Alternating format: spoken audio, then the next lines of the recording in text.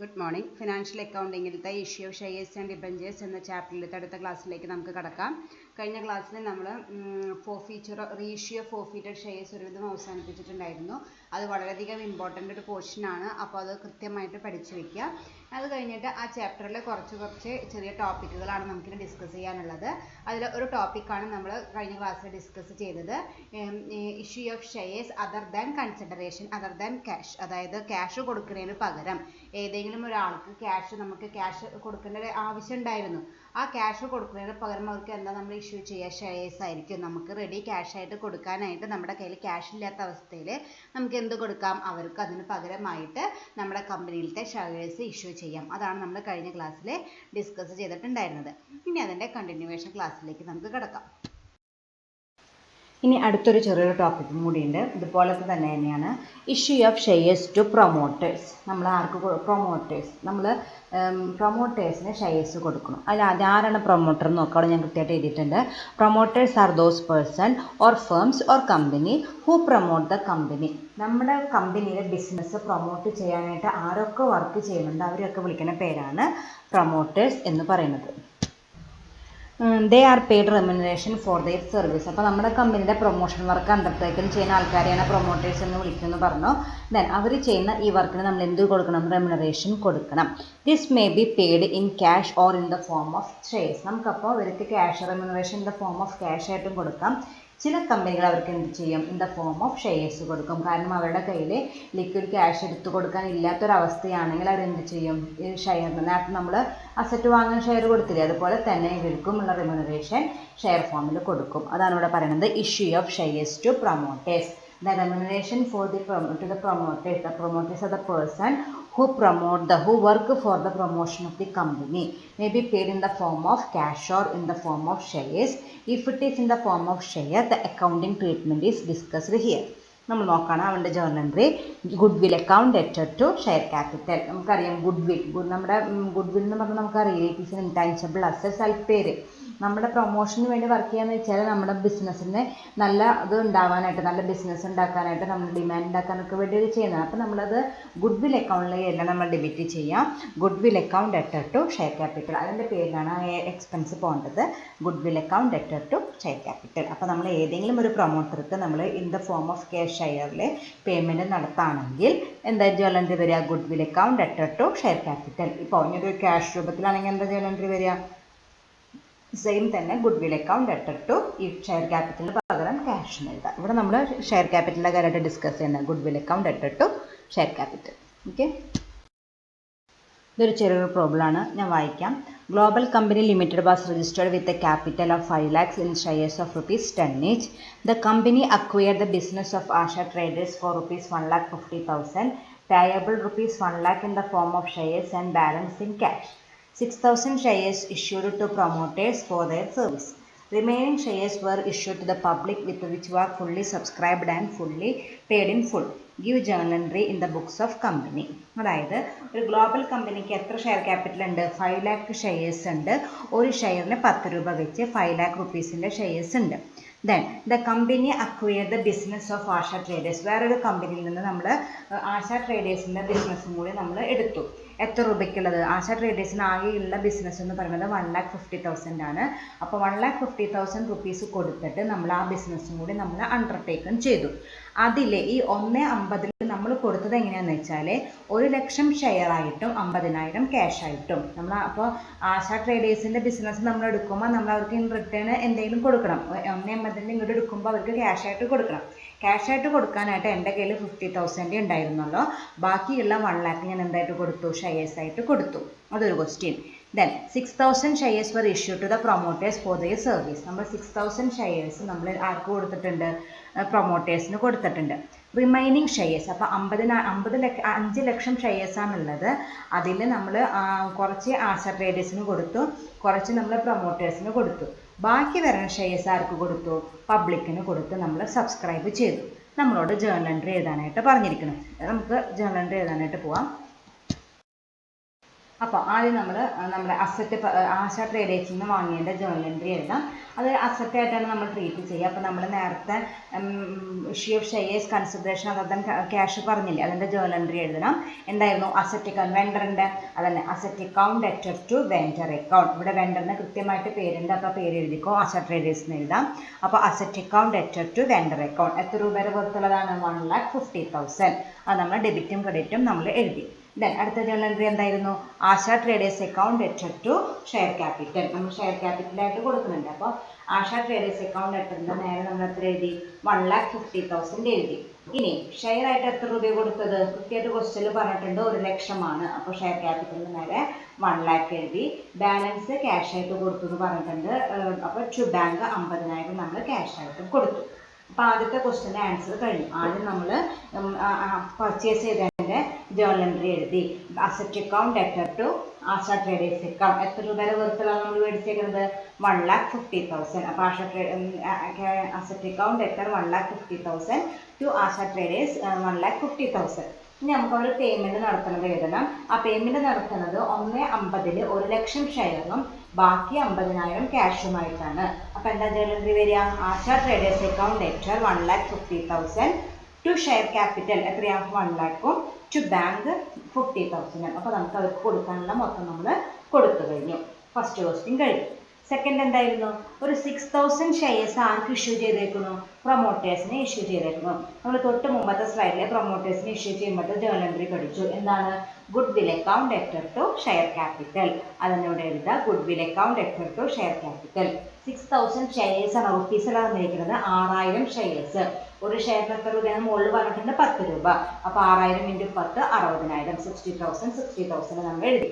Okay, അതാണ് രണ്ടാമത്തെ question. നമ്മൾ 6,000 ഷെയർസ് പ്രൊമോട്ടേഴ്സിന് കൊടുത്തു. Journal entry goodwill account debtor to share capital. Amount വരെ 6,000 ഷെയർസിന് 10 രൂപ വെച്ച് 60,000 നമ്മൾ എഴുതി. ദെൻ അതിൻ്റെ താഴത്തൊരു സെൻറ്റൻസും കൂടി എഴുതിയിട്ടുണ്ട്. Remaining shares were issue to the public. ഇനി ബാക്കി വരുന്ന ഷെയർസ് നമ്മൾ ആർക്ക് കൊടുത്തു? പബ്ലിക്കിന് കൊടുത്തു. ഒന്ന് നോക്കാം. മൊത്തം എത്ര രൂപയുടെ ഷെയർ ആണുള്ളത്? 5,00,000 രൂപയുടെ ഷെയറാണ് ഉള്ളതെന്ന് തുടക്കത്തിൽ പറഞ്ഞിട്ടുണ്ട്. ആ 5,00,000 ആദ്യം നമ്മൾ ആശ ട്രേഡേഴ്സിന് എത്ര ഷെയർ കൊടുത്തു? ഇവിടെ ആശ ട്രേഡേഴ്സിന് 1.50 കൊടുത്തിട്ടില്ല, 1,00,000 കൊടുത്തിട്ടുള്ളൂ. അവർക്ക് മൊത്തം 1.50 കൊടുക്കാനുണ്ടായിരുന്നു. അതിൽ 1,00,000 ഷെയർ കൊടുത്തേക്കുന്നത്. ബാക്കി 50,000 നമ്മൾ ക്യാഷ് ആയിട്ടാണ് കൊടുത്തിരിക്കുന്നത്. അപ്പോൾ 5,00,000 നിന്നും എത്രയാണ് കുറയ്ക്കുക? 1,00,000 ഷെയറാണ് കൊടുത്തത്, 1,00,000 കുറച്ചു. ദെൻ ബാക്കി പിന്നെ നമ്മുടെ പ്രൊമോട്ടേഴ്സിന് എത്ര കൊടുത്തു? 60,000 കൊടുത്തു. അത് കുറച്ച് ബാക്കി ഇനിയിപ്പോൾ എത്ര ഷെയർസ് ഉണ്ട്? 3,40,000 ഷെയർസ് നമ്മൾ പബ്ലിക്കിന് കൊടുത്ത് സബ്സ്ക്രൈബ് ചെയ്തു. അതാണ് ഇവിടെ പറഞ്ഞേക്കുന്നത്. അതാണ് റിമൈനിങ് ഷെയർസിന് എമൗണ്ട് പറഞ്ഞിട്ടില്ല, അത് നമ്മൾ കണ്ടുപിടിക്കണം. കണ്ടുപിടിക്കാനുള്ള മാർഗം എങ്ങനെയാണെന്ന് വെച്ചാൽ നമുക്ക് മൊത്തമുള്ള ഷെയർ ക്യാപിറ്റൽ എന്ന് പറയുന്നത് 5 lakh ആണ്, 5,00,000. ആ 5,00,000 1,00,000 ആർക്ക് കൊടുത്തു? അവർക്ക് കാശ് കൊടുക്കുന്നതിന് പകരം നമ്മൾ ഷെയർ കൊടുത്തു. എത്ര രൂപ? 1,00,000 രൂപ. അപ്പോൾ 5-ൽ നിന്ന് 1,00,000 പോയി ബാക്കി എത്രയുണ്ട്? 4,00,000 ഉണ്ട്. ദെൻ ഒരു 60,000 രൂപയുടെ ഷെയർ ആർക്ക് കൊടുത്തു? പ്രൊമോട്ടേഴ്സിന് കൊടുത്തു. അപ്പോൾ ഈ 4,00,000 നിന്ന് 60,000 കുറച്ചു. ബാക്കി അപ്പോൾ എത്രയുണ്ട്? കമ്പനിയിലെ 3,40,000 രൂപയാണ് ബാക്കി ഉണ്ടായിരുന്നത്. അത് പബ്ലിക്കിന് കൊടുത്ത് നമുക്ക് ക്യാഷ് കിട്ടി. അപ്പോൾ എമൗണ്ട് എത്രയാണ്? 3,40,000. ദെൻ ഡ്യൂ ആക്കണേണ്ട ജേർണൽ എൻട്രി ഒന്നും നമ്മൾ എഴുതണ്ട, കാരണം നമുക്ക് ഫസ്റ്റ് 4 ആൻസർ അതൊന്നും പറഞ്ഞിട്ടില്ല. അപ്പോൾ നമ്മൾ ജസ്റ്റ് ആ എമൗണ്ട് റിസീവ് ചെയ്യുന്ന ജേർണൽ എൻട്രി മാത്രം എഴുതിയാൽ മതി. Bank account debtor to share capital 3,40,000. അതിൻ്റെ കാൽക്കുലേഷൻ നമ്മൾ ബ്രാക്കറ്റിൽ കൊടുത്തിട്ടുണ്ട്. 5,00,000 നിന്ന് ആദ്യം നമ്മൾ 1,00,000 കുറച്ചു. അതിൽ നിന്ന് പിന്നെ 60,000 കുറച്ച് ബാക്കി നമുക്ക് എത്രയുണ്ട്? 3,40,000 നമ്മൾ ബാങ്കിൽ നിന്ന് പബ്ലിക്കിൽ നിന്ന് വാങ്ങി. Journal entry bank account debtor to share capital 3,40,000. Okay, അപ്പോൾ അത്രയ്ക്കുള്ള ഈ പ്രോബ്ലത്തിൽ അത് 3 കാര്യങ്ങളും ഒപ്പം ഒരു ക്വസ്റ്റ്യനിൽ വന്നു എന്നുള്ളൂ. ആദ്യം നമ്മൾ അസറ്റ് പർച്ചേസ് ചെയ്തു, അതിന് പകരം നമ്മൾ ക്യാഷ് കൊടുത്തു, ഷെയർ ക്യാപിറ്റൽ കൊടുത്തു. ദെൻ പ്രൊമോട്ടേഴ്സിന് ഷെയർ ക്യാപിറ്റൽ കൊടുത്തു. ബാക്കിയുള്ളത് പബ്ലിക്കിന് കൊടുത്ത് നമ്മൾ ക്യാഷ് മൊബിലൈസ് ചെയ്തു. Okay, next topic surrender of shares. അതായത് സറണ്ടർ ഓഫ് ഷെയർസ് എന്ന് പറയുകയാണെങ്കിൽ ഏതാണ്ട് ഫോർഫീച്ചർ പോലെ തന്നെ. ഫോർഫീച്ചർ അപ്പോൾ നമ്മൾ അപ്ലൈ ചെയ്യാം. നമ്മുടെ ഏതെങ്കിലും ഒരു ഷെയർ ഹോൾഡർ ഏതെങ്കിലും ഒരു കോൾ ഡ്യൂ ആക്കി അയാൾ അതിൽ അരിയർ വരുത്തി നമ്മൾ വെയിറ്റ് ചെയ്തിട്ടും അയാൾ ക്യാഷ് അടയ്ക്കാതെ ആകുമ്പോഴാണ് അയാളുടെ ഷെയർസ് നമ്മൾ ഫോർഫീറ്റ് ചെയ്യുക, ക്യാൻസൽ ചെയ്യുക. ക്യാൻസൽ ചെയ്ത് കഴിഞ്ഞാൽ ആ ക്യാൻസൽ ചെയ്യുന്നതിന് വിളിക്കുന്ന പേരാണ് ഫോർഫീച്ചർ ഓഫ് ഷെയർസ്. ഇവിടെ പറയുന്നത് നമ്മൾ സറണ്ടർ ഓഫ് ഷെയർസ് പറയുകയാണെങ്കിൽ ഇപ്പോൾ ഏതെങ്കിലും ഒരു ഷെയർ ഹോൾഡർക്ക് നമ്മളിപ്പോൾ share application money call for ചെയ്തപ്പോൾ നമ്മളൊക്കെ സബ്സ്ക്രൈബ് ചെയ്തു, അത് കഴിഞ്ഞ് അലോട്ട്മെൻറ്റ് മണിയൊക്കെ അടച്ചു കഴിഞ്ഞു. അത് കഴിഞ്ഞിട്ടാണ് അയാൾക്ക് പിന്നെ ഫർദർ പേയ്മെൻറ്റ്സ് നടത്താനായിട്ട് അയാളുടെ കയ്യിൽ ഫിനാൻഷ്യൽ കപ്പാസിറ്റി ഇല്ല. അപ്പോൾ വേണമെങ്കിൽ അയാൾക്ക് വോളണ്ടറി ആയിട്ട് അയാൾ തന്നെ, അതായത് ഷെയർ ഹോൾഡർ തന്നെ സ്വയം ഇഷ്ടപ്രകാരം നമുക്കത് സറണ്ടർ ചെയ്യാം. അതിന് വിളിക്കുന്ന പേരാണ് സറണ്ടർ ഓഫ് ഷെയർസ്. ഞാൻ വായിക്കാം. When a shareholder find that he cannot pay the call money on the shares held by him, he may voluntarily return his shares to the company. അതായത് അയാൾക്ക് ഇനി ഫെർദർ കോളുകൾ, ഫസ്റ്റ് കോളും second കോളും ഒന്നും നമുക്ക് അടയ്ക്കാനായിട്ട് പറ്റാത്തൊരവസ്ഥയാണെങ്കിൽ ആൾക്ക് എന്ത് ചെയ്യാം? ആ കമ്പനിയിലെ ആ ഷെയർസ് കമ്പനിക്ക് തിരിച്ചു കൊടുക്കാം. Such voluntary return of shares to the company by the share holder is called surrender of shares. അങ്ങനെ കമ്പനിക്ക് തിരിച്ചു കൊടുക്കുന്ന സ്വന്തം ഇഷ്ടപ്രകാരം, ഷെയർ ഹോൾഡറുടെ സ്വന്തം ഇഷ്ടപ്രകാരം കമ്പനിക്ക് തിരിച്ചു കൊടുക്കുന്നതിന് വിളിക്കുന്ന പേരാണ് surrender of shares. The accounting treatment will be the same as that of forfeiture. Accounting treatment നമ്മൾ ഫോർഫീച്ചറിന് എന്താണ് ചെയ്യുന്നത് അതേ ട്രീറ്റ്മെൻറ്റ് തന്നെയാണ് ഇതിനുമുള്ളത്. യാതൊരു വ്യത്യാസവുമില്ല, പേരിൽ മാത്രം വ്യത്യാസം, അതുപോലെ അതിൻ്റെ ഇന്നർ മീനിങ്ങിലും വ്യത്യാസമുണ്ട്. ഫോർഫീച്ചർ ആണെങ്കിൽ കമ്പനി ചെയ്യുന്നതാണ്, നോൺ പേയ്മെൻറ്റ് ഓഫ് മണി, കാരണം കമ്പനി ചെയ്യുന്നതാണ്. സറണ്ടർ ആണെങ്കിൽ എനിക്ക് ഒരു ഷെയർ ഹോൾഡർക്ക് കോൾ മണി അടയ്ക്കാൻ പറ്റാത്തൊരവസ്ഥയാണെങ്കിൽ അയാൾ സ്വയമായിട്ട് അത് സറണ്ടർ ചെയ്തു തിരിച്ചു കൊടുക്കാൻ വിളിക്കുന്ന പേരാണ് surrender of shares. The share holder does not get back the amount already paid by him. ഇങ്ങനെ സറണ്ടർ ചെയ്താലുള്ള ഇതെന്ന് വെച്ചാൽ അയാളിപ്പോൾ അപ്ലിക്കേഷൻ മണി അടച്ചിട്ടുണ്ടെന്ന് വിചാരിക്കുക, അതുപോലെ അലോട്ട്മെൻറ്റ് മണിയും അടച്ചിട്ടുണ്ടെന്ന് വിചാരിക്കുക, അത് അയാൾക്ക് തിരിച്ചു കിട്ടില്ല. അത് നമ്മുടെ ഫോർഫീച്ചറിലും അങ്ങനെ തന്നെയല്ലേ, അതുവരെ അടച്ചതൊക്കെ കമ്പനിക്ക് ലാഭം, അത് തന്നെയാണ് ഇതിലും ഉണ്ടാവുക. അതാ പറഞ്ഞ അക്കൗണ്ടിങ് ട്രീറ്റ്മെൻറ്റും ഒക്കെ ഫോർഫീച്ചർ പോലെ തന്നെയാണ് സറണ്ടറിലും. അയാൾ അതുവരെ അടച്ച എമൗണ്ട് അവർക്ക് തിരിച്ച് കിട്ടില്ല. ഇത് എന്തിനാ ചെയ്യണമെന്ന് വെച്ചാൽ പിന്നെ അവർക്ക് ഫർദർ കമ്പനിയിൽ നിന്നൊന്നും ലൈബിലിറ്റി ഇല്ല, കമ്പനിയുടെ ഷെയർ ഹോൾഡർ അല്ല, എന്നാൽ അങ്ങനത്തെ പ്രശ്നങ്ങളൊന്നും. അപ്പോൾ സപ്പോസ് കമ്പനി നഷ്ടത്തിലാണ് പോകണമെന്ന് വെച്ചാൽ പിന്നെ ചിലപ്പോൾ അത് ഷെയർ ഹോൾഡർ കോൺട്രിബ്യൂഷൻ കൊടുക്കണമെന്നൊക്കെ നമ്മൾ മുമ്പ് പഠിച്ചിട്ടുണ്ട്. ഒരു കമ്പനി നഷ്ടമാണ്, ആ കമ്പനിയുടെ ലൈബിലിറ്റികൾക്കൊക്കെ ആര് ഉത്തരവാദികളാണ്? Share holder ഉത്തരവാദിയാണ്. അങ്ങനെയുള്ള ലൈബിലിറ്റി എന്നൊക്കെ ഇയാൾക്ക് ഒഴിവാക്കി കിട്ടാനായിട്ട് പറ്റും. ഫർദർ ഇയാൾ ഇത് സറണ്ടർ ചെയ്താൽ പിന്നെ അയാൾ ആ കമ്പനിയുടെ ഒരു ഷെയർ ഹോൾഡർ അല്ല. അപ്പോൾ അതിനെ വിളിക്കുന്ന പേരാണ് surrender of shares. When A share holder find that he cannot pay the money on the shares held by him, he may voluntarily return his shares to the company. This is called surrender of shares. നമുക്കിതിൽ problem ചെയ്യേണ്ട കാര്യമില്ല, കാരണം നമ്മൾ ഫോർഫീച്ചറിൻ്റെ problems ഒക്കെ detail ആയിട്ട് ചെയ്ത് തന്നെയാണ്, അതേ പാറ്റേണിൽ തന്നെയാണ്, അതേ പ്രൊസീജിയർ തന്നെയാണ് ഇതിനും ഉള്ളത്. പക്ഷേ മീനിങ് പഠിച്ചു വെച്ചോളൂ എന്താണ് സറണ്ടർ ഓഫ് ഷെയർസ് എന്നുള്ളത്. ഓക്കെ,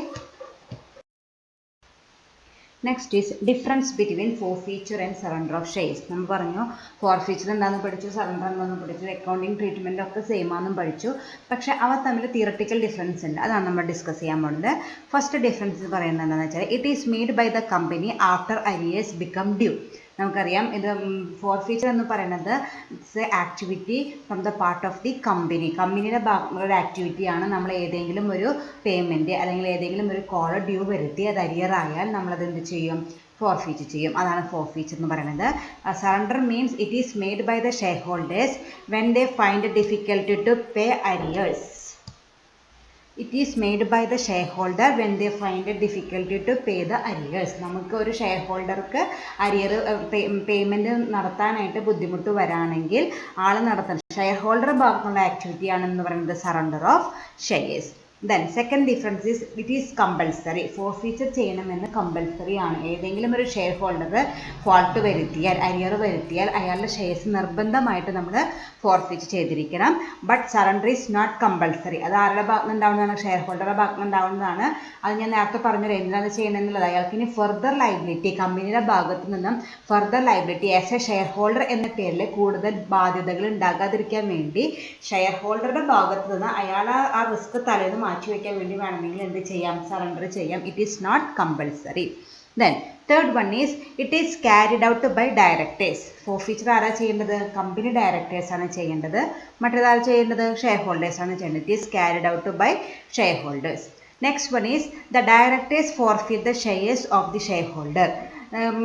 അപ്പുറത്ത് the shares are return to the company by the share. അതിൻ്റെ വേറെ രീതിയിൽ പറഞ്ഞെന്നുള്ളൂ. The directors forfeit the shares of the shareholder. Directors ആണ് അത് ഫോർഫിറ്റ് ചെയ്യാം. മറ്റേത് ദ ഷെയർ ഹോൾഡർ ഫോർഫിറ്റ് ചെയ്യില്ല, return back to the company. അത് ഫോർഫിറ്റ് ക്യാൻസൽ ചെയ്യല്ല ചെയ്യുന്നത്. മറ്റേതിൽ ഫോർഫിറ്റ് ഓഫ് ഷെയറിൽ ശരിക്കും ആ ഷെയർ ക്യാൻസലേഷനാണ്. മറ്റേതിൽ എന്താണ്, റിട്ടേൺ ബാക്ക് ആണ്. നമ്മുടെ ഷെയർ ഹോൾഡേഴ്സ് അവരുടെ ഷെയർ നമുക്ക് തിരിച്ചു തരുന്നതാണ്. Then it is possible only when articles empowers the board of directors to do so. നമ്മളിങ്ങനെ ഫോർഫിറ്റ് ചെയ്യുന്നുണ്ടെങ്കിൽ അത് നമ്മൾ ഇവിടെ എന്തായാലും എഴുതിയിരിക്കണം, ആർട്ടിക്കിൾസ് ഓഫ് അസോസിയേഷനിൽ നിർബന്ധമായിട്ട് മെൻഷൻ ചെയ്തിരിക്കണം. അങ്ങനെ മെൻഷൻ ചെയ്താൽ മാത്രമേ ഒരു കമ്പനിക്ക് ഫോർഫീച്ചർ നടത്താനായിട്ട് പറ്റുള്ളൂ. മറ്റേത് there is no regulations regarding this. അങ്ങനെ പ്രത്യേകിച്ച് റെഗുലേഷൻ ഒന്നുമില്ല. ഷെയർ ഹോൾഡർക്ക് തോന്നിയാൽ സറണ്ടർ ചെയ്യാം, ഇല്ലെങ്കിൽ സറണ്ടർ ചെയ്യണ്ട. അപ്പോൾ അതാണ് ചെറിയ ചെറിയ വ്യത്യാസങ്ങൾ മാത്രമുള്ള. Main difference of first one തന്നെയാണ്. It is an activity carry out from the part of the company. മറ്റേത് from the part of the shareholder. അത് നോൺ പേയ്മെൻറ്റ് നടത്തുമ്പോൾ കമ്പനി ചെയ്യേണ്ടതാണ് ഫോർഫീച്ചർ. പേയ്മെൻറ്റ് നടത്താനായിട്ട് കപ്പാസിറ്റി ഇല്ലാത്ത അവസ്ഥയിൽ ഷെയർ ഹോൾഡർ ചെയ്യുന്നതാണ് surrender of shares. Okay, next is lien on shares. Lien on shares എന്ന് പറയുകയാണെങ്കിൽ ആദ്യം നമ്മൾ ലീനിൻ്റെ മീനിങ് പഠിക്കാം. Lien refers to a right to return the possession of the property belonging to a debtor until the debts are cleared by him. It is the right to return the possession of the property. ഒരു പ്രോപ്പർട്ടിയുടെ possession means ownership തന്നെ. ഇത് മനസ്സിലാക്കാൻ ഞാൻ best example പറയാം. Suppose നമ്മളൊരു vehicle loan എടുത്തു. നിങ്ങൾക്കൊരു 2 വീലർ വാങ്ങാനായിട്ട് ഒരു ബാങ്കിൽ പോയിട്ട് നമ്മളൊരു ലോൺ എടുത്തു. ആ ലോൺ എടുത്തു കഴിഞ്ഞാൽ നമ്മൾ എന്ത് ചെയ്യണം, പീരിയോഡിക്കായിട്ട് ഇൻസ്റ്റാൾമെൻറ്റും ഇൻട്രസ്റ്റും ഒക്കെ തിരിച്ചടയ്ക്കണം. ബൈ ചാൻസ് നമ്മൾ അതിന് ഫോൾട്ട് വരുത്തി കണ്ടിന്യൂസ് ആയിട്ട് കുറേ നാൾ നമ്മൾ അത് തിരിച്ചടയ്ക്കാതിരുന്നാൽ ബാങ്കുകാർ എന്ത് ചെയ്യും, ആദ്യം കുറേ റിമൈൻഡർ നോട്ടീസൊക്കെ അയച്ച് പിന്നെ എന്ത് ചെയ്യും, ഈ വണ്ടി അവരങ്ങടെ എടുത്തുകൊണ്ട് പോകും. കാരണം അവർക്കാണ് ഫുൾ ഓണർഷിപ്പ് ഉള്ളത്. അവർക്ക് ആ വണ്ടിയിൽ നിന്ന് അത് റിക്കവർ ചെയ്യാനുള്ള റൈറ്റ് ബാങ്കുകാർക്ക് ഉണ്ട്. അതായത് ഇപ്പോൾ സപ്പോസ് 5 lakh rupees ഒരു വണ്ടിയാണെന്ന് വെച്ചാൽ നമ്മളിപ്പോൾ കണ്ടിന്യൂസ് ആയിട്ട് ഡിലേ വരുത്തി 3 lakh rupees പെൻഡിങ് ഉണ്ടെന്ന് വെച്ചാൽ ആ വണ്ടി എടുത്തുകൊണ്ട് പോയിട്ട് അവർക്ക് തിരിച്ച് കിട്ടുന്നവരെ ആ വണ്ടി അവരുടെ പൊസഷനിൽ വെക്കും. അതിന് വിളിക്കുന്ന പേരാണ് ലീൻ. അത് തന്നെയാണ് ഇവിടെ ഉദ്ദേശിക്കുന്നത്. Lien refers to a right to retain the possession of the property belonging to a debtor until the debts are cleared by him. ഒരാളുടെ കയ്യിൽ നിന്ന് കാശ് കിട്ടണത് വരെ അയാളുടെ ഏതെങ്കിലും ഒരു പ്രോപ്പർട്ടി നമ്മുടെ കയ്യിൽ വെച്ചിട്ട് നമ്മളിപ്പോൾ പ്രൂഫായിട്ട് അല്ലെങ്കിൽ ഒരു എന്തെങ്കിലും ലോൺ എടുക്കുമ്പോൾ അതിനൊരു പ്ലഡ്ജ് ചെയ്യാന്ന് പറയില്ലേ, നമുക്ക് അതിനൊരു സെക്യൂരിറ്റി പോലെ നമ്മൾ എന്തെങ്കിലും കൊടുത്തിട്ടുണ്ടെങ്കിൽ അയാളുടെ കയ്യിൽ നിന്ന് തിരിച്ച് കിട്ടുന്നത് വരെ, അത് നമ്മൾ കടം കൊടുത്ത കാശ് തിരിച്ച് കിട്ടുന്നത് വരെ നമ്മളിപ്പോൾ സ്വർണ്ണം പണയത്തിന് വയ്ക്കും, അല്ലെങ്കിൽ വേറെ ഏതെങ്കിലും വീടിൻ്റെ ആധാരം പണയത്തിൽ വയ്ക്കും. അങ്ങനെയൊക്കെ നമ്മൾ ചെയ്യാറില്ലേ, അത് തന്നെ അതിന് വിളിക്കുന്ന പേരാണ് ലീൻ. അയാൾ നമുക്ക് തരേണ്ട കാശ് തിരിച്ച് തരണത് വരെ ആ പ്രോപ്പർട്ടിയുടെ ഫുൾ പൊസഷൻ ആരുടെ കയ്യിലായിരിക്കും, ആരാണോ നമുക്ക് കാശിന് സഹായിച്ചത് അയാളുടെ കയ്യിലായിരിക്കും. It refers to a right to retain the possession of the property belonging to a debtor until the debts are cleared by him. അതുപോലെ നമുക്ക് എന്തെങ്കിലും ചെയ്യാൻ പറ്റും, ലീൻ ഓൺ ഷെയർസ് ചെയ്യാൻ പറ്റും. A company can exercise such right on shares for the ഡെപ്റ്റ് due by him to the company. അതുപോലെ നമുക്ക് എന്തും ചെയ്യാം, ഷെയറും ഒരു ലീനായിട്ട് നമുക്ക് യൂസ് ചെയ്ത് ഒരു ഡെപ്റ്റർ കാശ് തരുന്നത് വരെ അയാളുടെ ഷെയർസ് വിത്ത് ഹെൽഡ് ചെയ്യാൻ, നമ്മുടെ കയ്യിൽ വിത്ത് ഹെൽഡ് പൊസഷൻ നമുക്ക് മെയിൻറ്റെയിൻ ചെയ്യാനായിട്ട് പറ്റും. A member would not be permitted to transfer his shares until he pays his dues to the company. അപ്പോൾ സപ്പോസ് ഞാനൊരു സെക്യൂരിറ്റി ആയിട്ട് ഒരു ഷെയർ കൊടുത്തിട്ടെന്ന് വിചാരിക്കുക. നമുക്ക് അയാൾക്ക് കൊടുക്കാനുള്ള ക്യാഷ് കൊടുത്ത് തീരുന്നത് വരെ അതിൻ്റെ ഫുൾ പൊസഷൻ ആരുടെ കയ്യിലായിരിക്കും, ആ കമ്പനിയുടെ കയ്യിലായിരിക്കും. ആ കമ്പനിയുടെ കയ്യിലിരിക്കുന്ന സമയത്ത് ആ മെമ്പർക്ക്, ആ ഇൻഡിവിജ്വൽക്ക് ആ ഷെയർ വിൽക്കാനോ ട്രാൻസ്ഫർ ചെയ്യാനോ ഉള്ള റൈറ്റ് ഇല്ല. കാരണം സപ്പോസ് എന്ന് പറഞ്ഞൊരാളാണ് എനിക്ക് കാശ് തരാനുള്ളത്, അയാളുടെ ഷെയറാണ് ഞാൻ മേടിച്ച് വെച്ചേക്കുന്നത്. അപ്പോൾ ഈ കാശ് തരുന്നത് വരെ ഞാൻ ആ ഷെയറിൻ്റെ പൊസഷൻ എൻ്റെ കയ്യിലായിരിക്കും, ഒരു സെക്യൂരിറ്റി പോലെ. ഈ സമയത്താണ് ബിക്ക് മാറ്റിയാൽ എയിൽ നിന്ന് എനിക്ക് കാശ് കിട്ടൂല, എനിക്ക് ബിയോട് ചോദിക്കാനും പറ്റില്ല. കാരണം ബി അല്ല എൻ്റെ കാശ് മേടിച്ചേക്കുന്നത്. ആരാണ് മേടിച്ചേക്കുന്നത്? എ ആണ് മേടിച്ചിരിക്കുന്നത്. അപ്പോൾ എയുടെ ഷെയർ എൻ്റെ കയ്യിലിരിക്കുന്ന സമയത്ത് എക്ക് ആ ഷെയർ വേറൊരാൾക്ക് ട്രാൻസ്ഫർ ചെയ്യാനോ വിൽക്കാനോ പറ്റില്ല. അത് എപ്പോഴാണ് എൻ്റെ കയ്യിൽ നിന്ന് ഫുൾ പൊസഷൻ കഴിഞ്ഞിട്ട് ഫുൾ അയാൾക്ക് കിട്ടുന്നത്, അതിന് ശേഷം അയാൾക്ക് ആ ഷെയർ നമ്മൾക്ക് വാങ്ങാൻ വിൽക്കാൻ എന്ത് വേണമെങ്കിലും ചെയ്യാം. അപ്പോൾ അതിനെ വിളിക്കുന്ന പേരാണ് ലീൻ ഓൺ ഷെയർ. അപ്പോൾ അങ്ങനെ നമുക്ക് ഷെയറിൻ്റെ മുകളിൽ നമുക്ക് ലീൻ എന്ന് പറഞ്ഞ ആ റൈറ്റ് നമുക്ക് എക്സസൈസ് ചെയ്യാനായിട്ട് പറ്റും. Okay, right to retain the possession of the property belonging to a debtor until the debtor cleared by him. അയാൾക്ക് നമുക്ക് തരാനുള്ള കാശ് തിരിച്ചു തരുന്നത് വരെ നമുക്ക് ആ റൈറ്റ്, നമുക്ക് അതിൻ്റെ പൊസഷൻ നമുക്ക് മെയിൻറ്റെയിൻ ചെയ്യാനായിട്ട് പറ്റും. Okay, thank you.